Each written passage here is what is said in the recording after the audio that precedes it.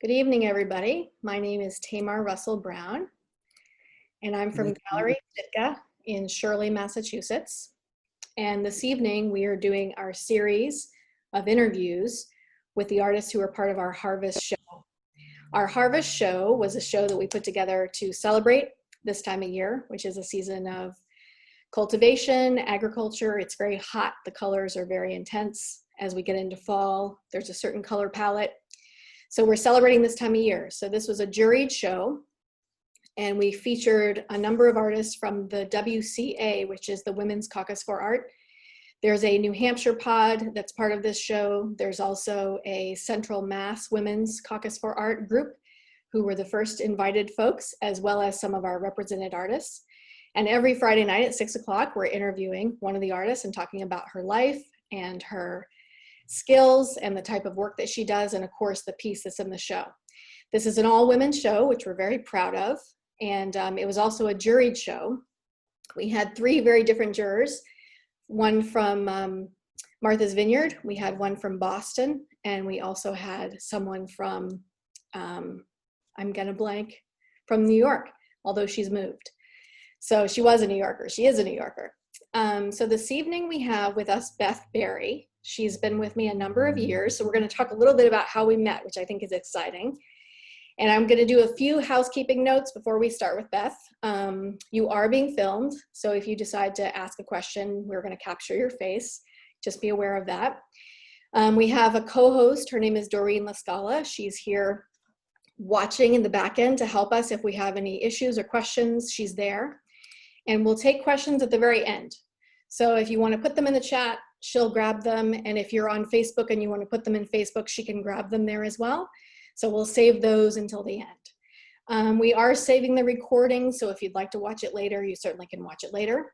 So here we go. The show is gallerysitka.com/harvest, and there you can see all the work.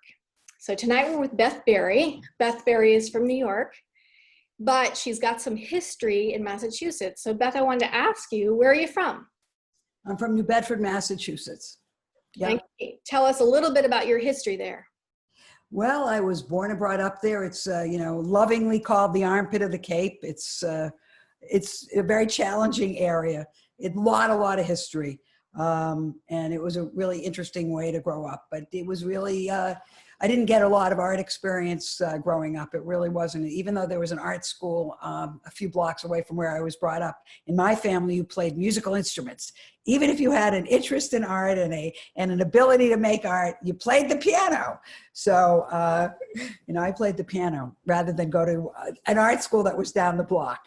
So, but I grew up in New Bedford, then I went to college in Connecticut, then I moved to New York in 1977 to go to graduate school. And never left. Probably at this time you feel very much like a New Yorker. Yeah. I would say so. New York's a great place. No matter what they say, it's not dead, right?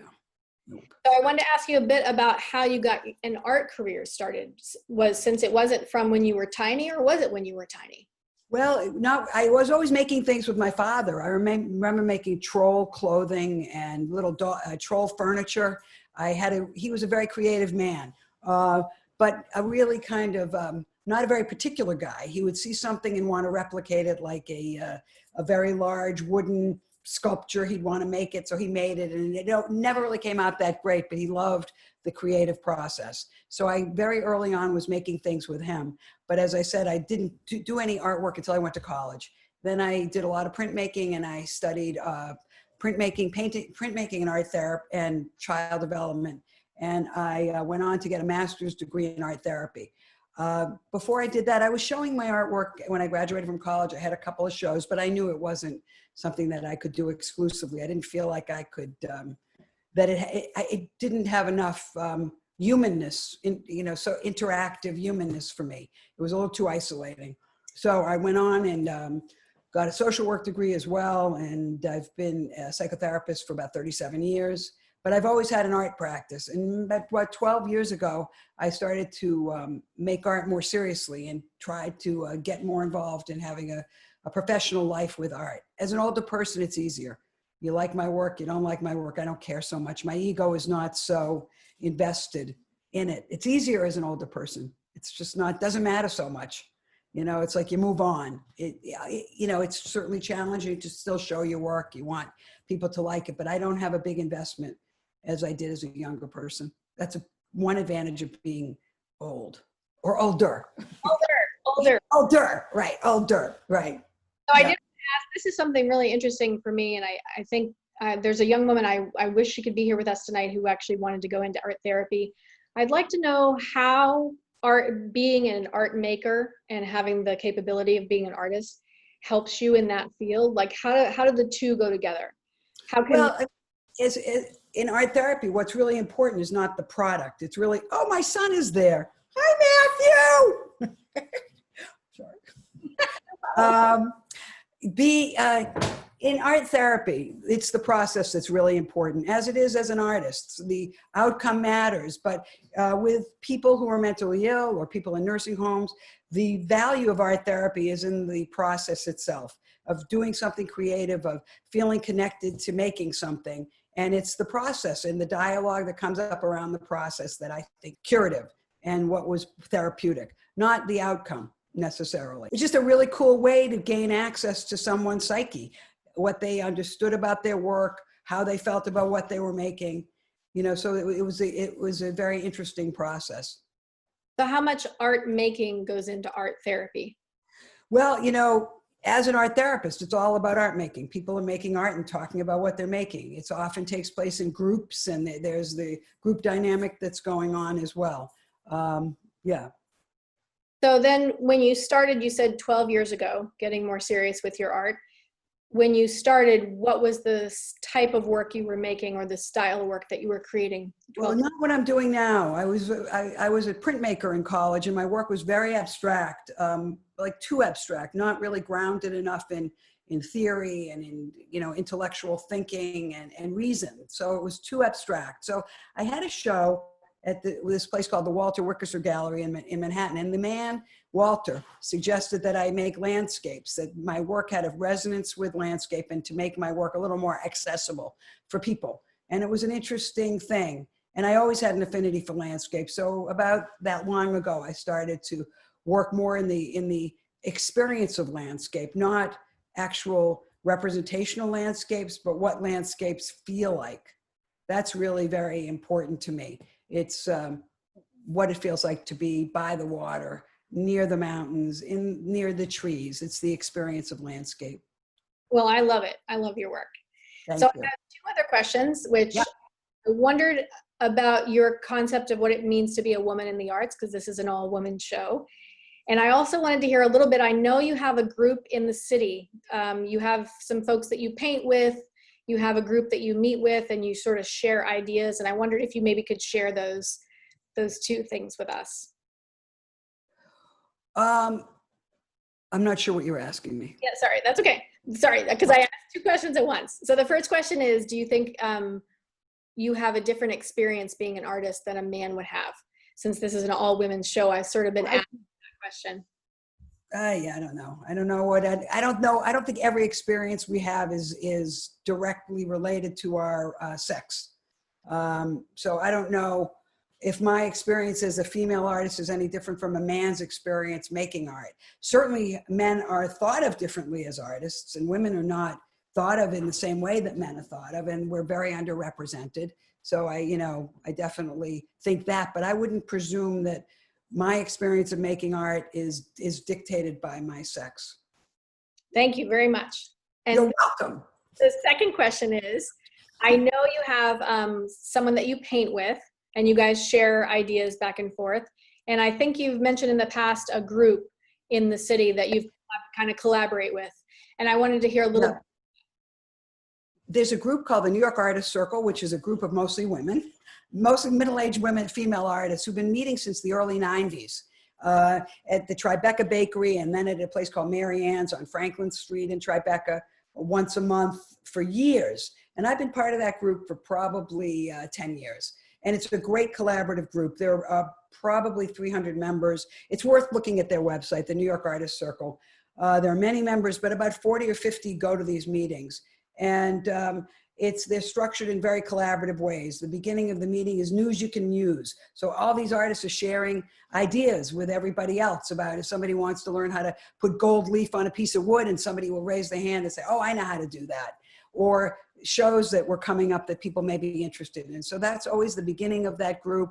And then we had different kinds of presentations. And then there was a time for people to kind of talk together in smaller groups. And then also an opportunity to talk about the work, the shows that people are having. So it's a really great collaborative group. And in Zoom, it's been fantastic. There've been about 100 people once a month. It's an incredibly supportive, collaborative group. I think it's really important that artists are in groups in some way. It's really isolating. And I think it's a great thing to be part of a positive group. You know, sometimes I feel terrible. I'm not doing enough. I have to go to this meeting and I hear this one's doing this and this and this. And you know, so it can be a little anxiety in producing, but mostly it's a good thing. And the woman I was painting with is just another painter who I met years ago, who I really liked her work. And because I didn't have a lot of time, because I had a full-time psychotherapy practice, I wanted to learn more about conventional space. I hadn't learned that in art school. So I wanted to learn more of that. So we started painting together in Central Park at the same spot for years. And I do a lot of plein air painting. You'll see as I talk about the presentation that I have, you'll see that. Okay. Yeah, thank you. I really appreciate that. I think that's what I like about this WCA group. They're a group of women that get together. I know there's a New York chapter. There's other organizations. Like I know you're a member of the National Association of Women Artists. That's really wonderful. And I think it's really special that these groups can collaborate, but at least share ideas. And I think that's one thing that I've really enjoyed here in Central Mass with this Women's Caucus for Art group, because that's what they do. They get together and they plan shows and focus on things. So I love that you have that friend that you paint with. It's a really nice, I'd say, addition to your career. So I wanted to show the piece that Beth has in this show. She did get second place in this show. So I'm going to share the screen so we can all see it. And I'll have you tell us a little bit about it. So it's Goldenrod. No, that's really a feeling. Again, this is really very typical of my paintings that are feelings of landscape, the experience of landscape, the movement, the color, and the way the light works. This is just the kind of the golden colors of fall. Probably more having some resonance with where I grew up in Massachusetts. But my paintings usually don't have literal references. So I will have an idea of a color or a shape, and that's usually where I start from. Unless I'm making a painting that's a plein air painting or a painting that's really connected to a photograph, mostly they're just my responses to what I feel about landscape. So, you know, I don't know if this was a particular harvest painting, but it's more of a you know, wheat. The colors are more like wheat and the colors of autumn in Massachusetts. That's about as much as I know about that painting, you know, in terms of where it comes from. The perfect title, for sure. I did want to ask a little bit about the process for those of us that are not painters. How do you start? Like, how do you look at your canvas or your panel, whatever you're going to start on? How do you know how to begin? Where do you start? I end up probably starting in a similar place on all of the canvases, even though it's not conscious. I usually start on the bottom right-hand side, and I probably make something that has something to do with a horizon line of sorts. Not necessarily a literal horizon, but something that kind of separates the space on the canvas. Sometimes I paint canvases ahead of time, a terracotta color or some other neutral color, so that it isn't so daunting to have a white canvas in front of you, because it can be really daunting. And then from there, I make sure I have a lot of different colors on my palette, but only primary colors. I think for me, it's really important to mix my own colors. So I have quite a few blues, quite a few yellows, you know, and quite a few reds, but I mostly mix colors. And I feel like that really can help you really become, the color becomes much deeper that way. And then it's, you know, that's the process. So from like an editing standpoint, like how many passes would you make at a painting where you get to the point where you say, this is complete? how many sort of like revisions would you say would you maybe go through personally, or how do you determine personally when it's complete? It's not an intellectual decision. It just kind of feels right because the composition works, the colors work, the movement works. That's really when I know or think that it's done. But I've thought paintings were finished. I put them away and I know that they're not really good. And I come back to them and I'll say, there's something in the composition that works, and I'll rework paintings. They don't hold a lot of precious value to me because they may never really be done.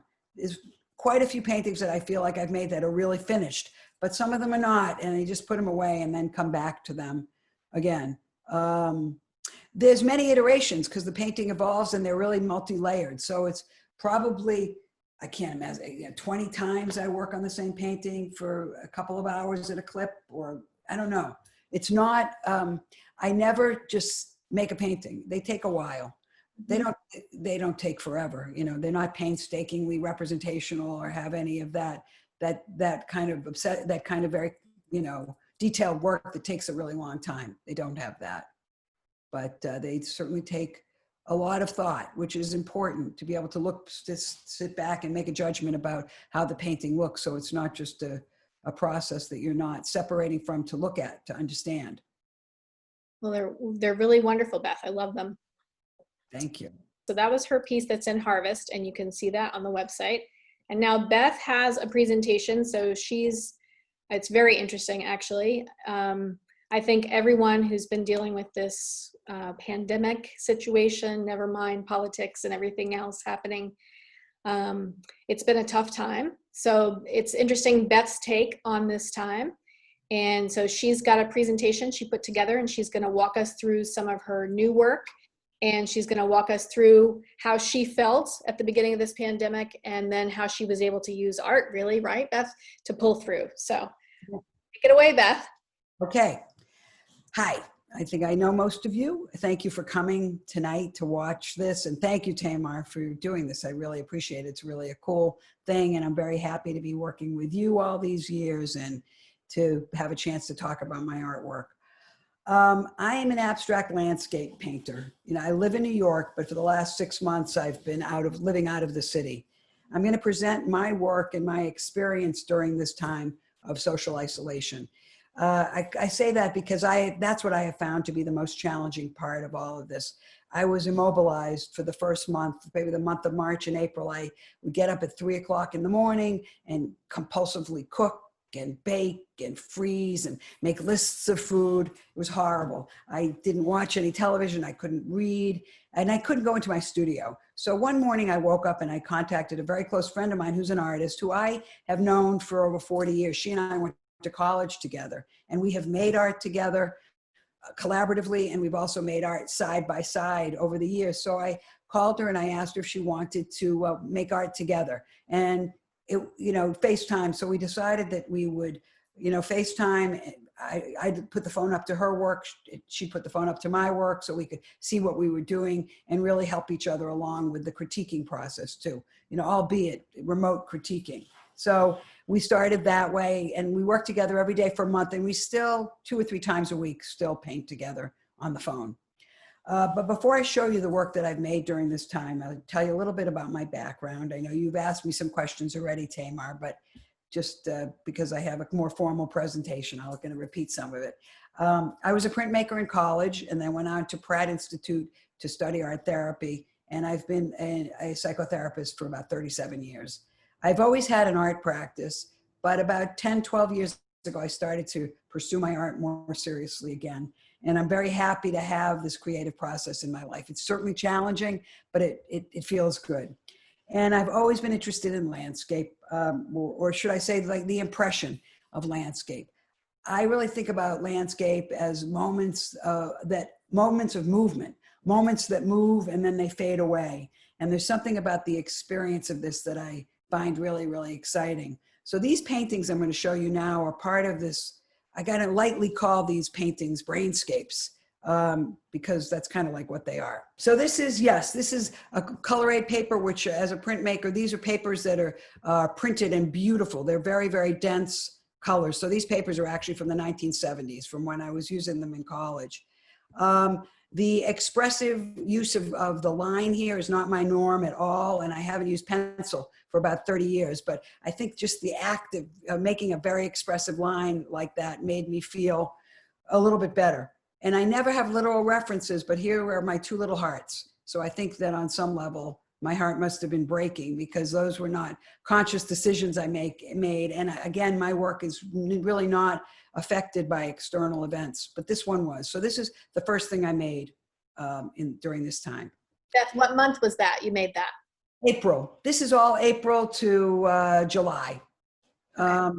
This is the second also COVID-infused painting called Getting Through. I really like aerial views. I think seeing things from an airplane is really cool. So this is like, you know, looking down through the clouds. And anytime you saw the coronavirus made in illustrative ways, it was always like this red thing that looked like a brain. So that's the virus kind of moving through the clouds in the sky.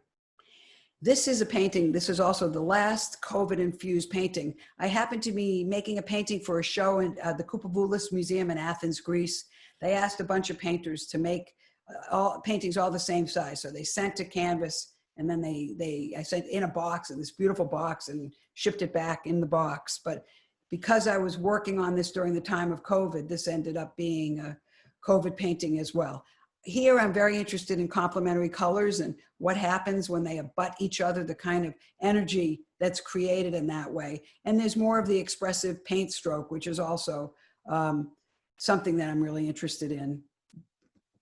This is the first painting. Again, this is probably May, late, early May. I'm very interested in the skeletal nature of landscape as it degrades, or as things die, or as things kind of are reborn. There's something I really like about the quality of how these things feel. They're kind of eerie and a little ominous.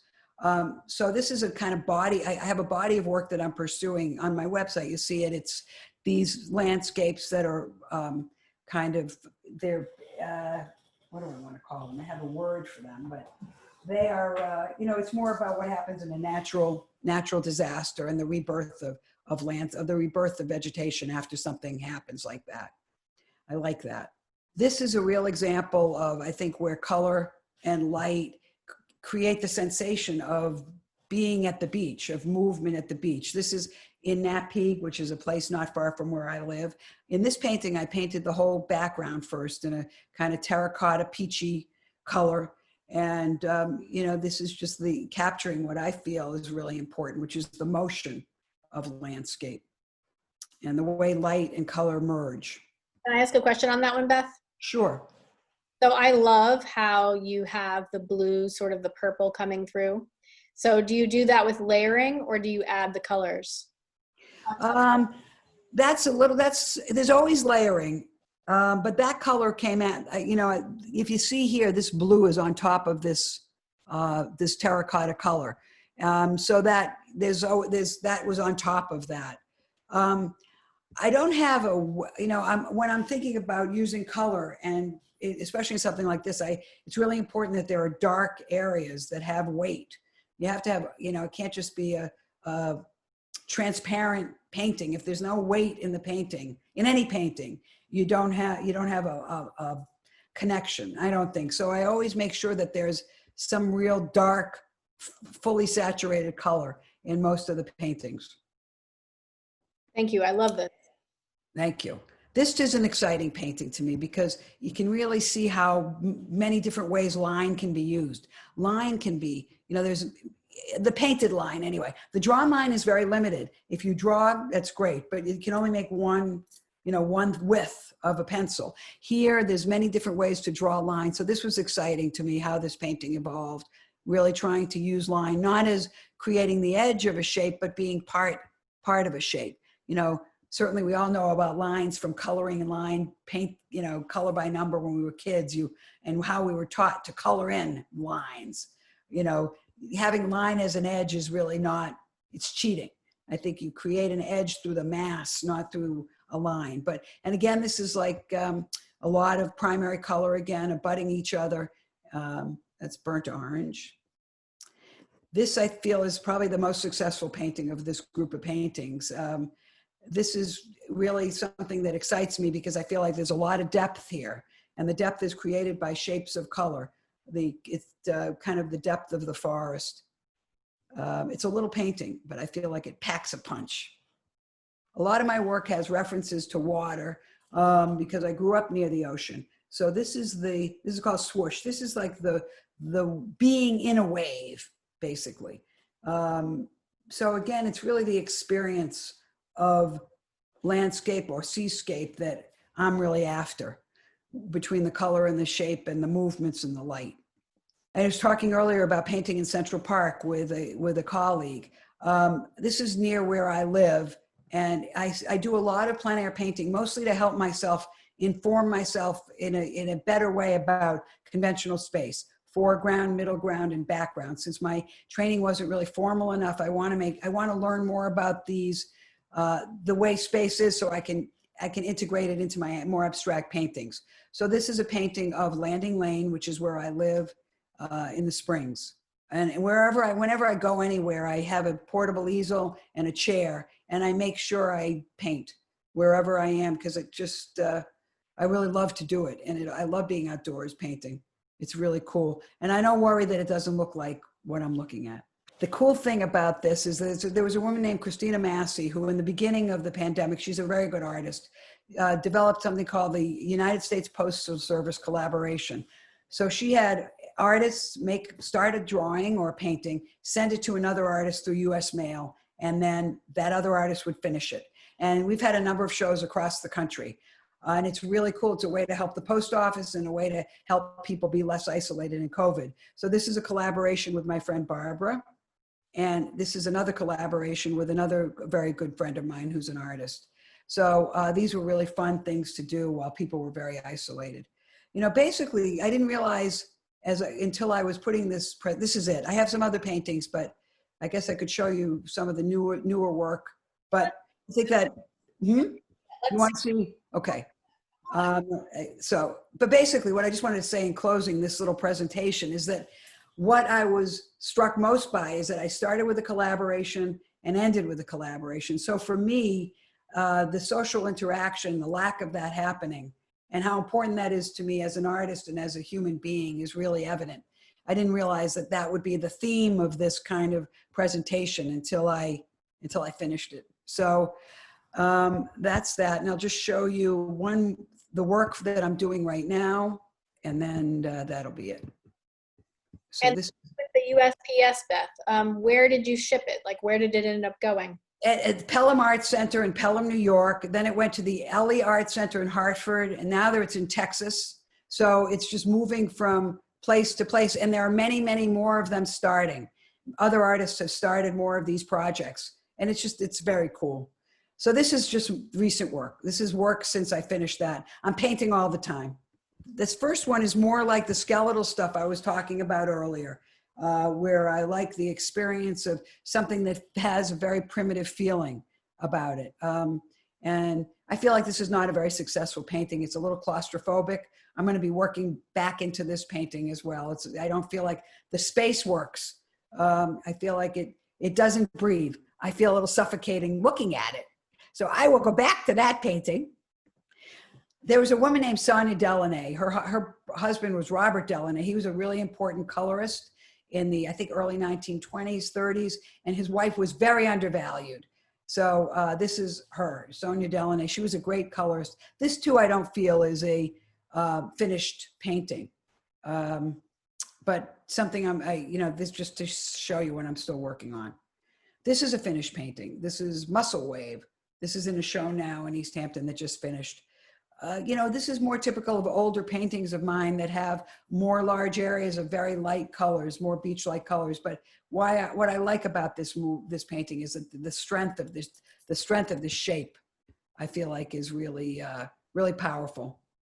And I love this little painting, but it's called Turtle Crossing. Where I live now, there are turtles everywhere, and they have all these little signs everywhere saying Turtle Crossing, Turtle Crossing, Turtle Crossing. So again, there's a little bit of a literal turtle in there, as you can see. But yeah, so that is my presentation. Did you notice, Beth, that all of the new ones? Hi, Gail. Hi, Gail. Did I notice what? All the new ones have the curve. Did you notice that? Different from the other COVID paintings. Oh, I didn't notice that. Every single one. Wow. I wonder what that says. Well, my shapes are all organic. There's always an orb kind of, there's something about a round shape or that I really like. So it's not surprising that they repeat themselves. Yeah. No, it's just interesting because those are like a series. Those are the most recent ones. The They ones. feel connected to you in that way. Yeah. Interesting. I wanted to ask you, how often do you paint, Beth? Do you paint every day or? I try to, but it's probably more like 5 days a week. But it's right in I put a heat and air conditioning in my garage and put in a door that's all glass that you can't see through, but the light comes in. So I am an early riser. So I could be in my studio at 4:30, 5 o'clock in the morning with the lights on. The light, the light doesn't come through that door at 4:30. There's no light at that time. But yeah, I'm there most days. I don't spend more than a few hours. I'm not somebody who can sit and paint for 3, 4, 5 hours. I'm like a 2 hour at a clip and that's it. I've shot my wad and I got to move on from there. I can't, it doesn't hold me in that way. And my work is not that precise and detailed, so it's more expressive. So it doesn't mean that the process is less, it's a different kind of complication. It's a different kind of complication. So, yeah. So I wanted to mention a couple other things, Beth. You are represented by the Carter Bergden Gallery, which is in New York. Yeah. And they have your work on Artsy, so everyone can see it there. And you have my work on Artsy too. We do. That's a new platform we're all learning. Is there anything that you'd like to mention about the Carter Bergden? How long have you had that relationship? And I think about 5 years. Sadly, it's a really cool gallery, a nonprofit gallery in New York where everyone has to be 60 to be part of it. I'm not sure how long we're going to be able to stay afloat in these times. We're hoping we can. It's a phenomenal organization and it's a great group of artists. Everyone is really, we meet every week now on Zoom and very supportive and really good art. The artists that have been brought into that gallery are really talented. And it's very cool. And it's cool that it's all old people. I'm one of the young ones. Beth, how many people are in that gallery, roughly, would you say? Do you know off the top of your head? Maybe 200 artists. Wow. I think 200. That's incredible.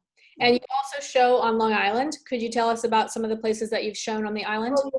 In East Hampton, I've been in a lot, affordable art fairs, a number of affordable art fairs. I've been in the Hamptons art fairs.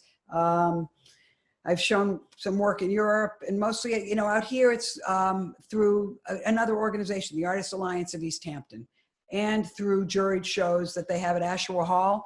I live very close to where Jackson Pollock and de Kooning lived, and the light's amazing out here. And there's a place called Ashuwa Hall where they frequented. So the history there is really cool. So I'm happy to be part of the art community out here. It's very, I don't feel like it's as supportive as my group in New York, but it's still a group and it's okay.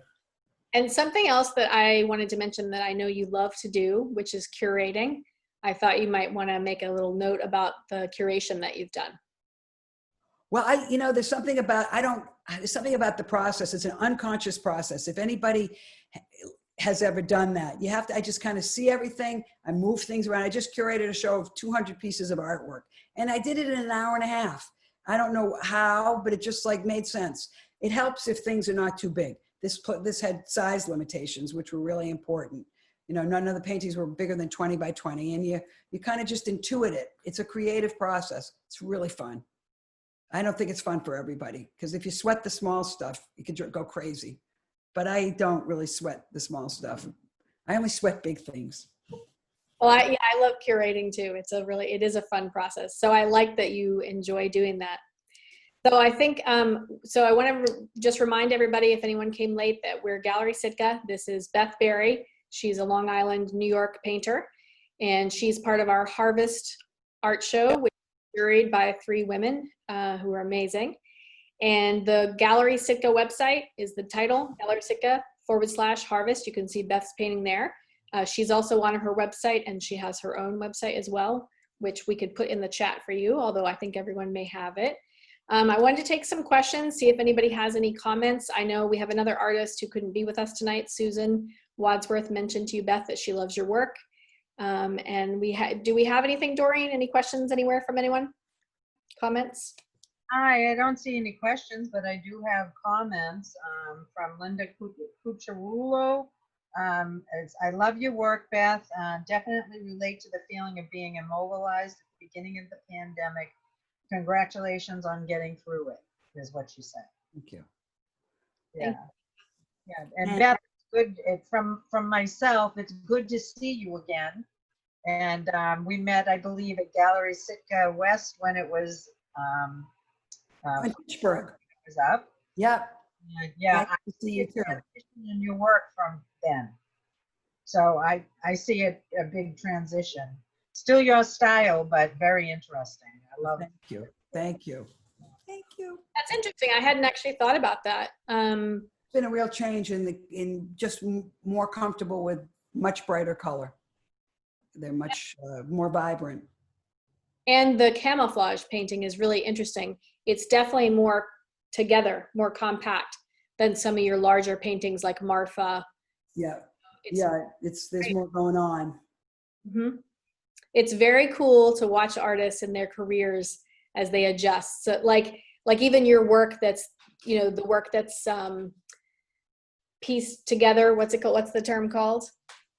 Collages. Yes, collage. Thank you very much. That's completely different, Beth, from everything else that you do. It's just shocking, actually, the difference. So anyone else, any other questions or comments? Beth didn't want us to I don't want to drag this out, baby. Nope. Quick exit when we're done. Why not? It's fun listening to you. Thank you. Really fast, Beth, at the end. Don't go away. How did we meet, Beth?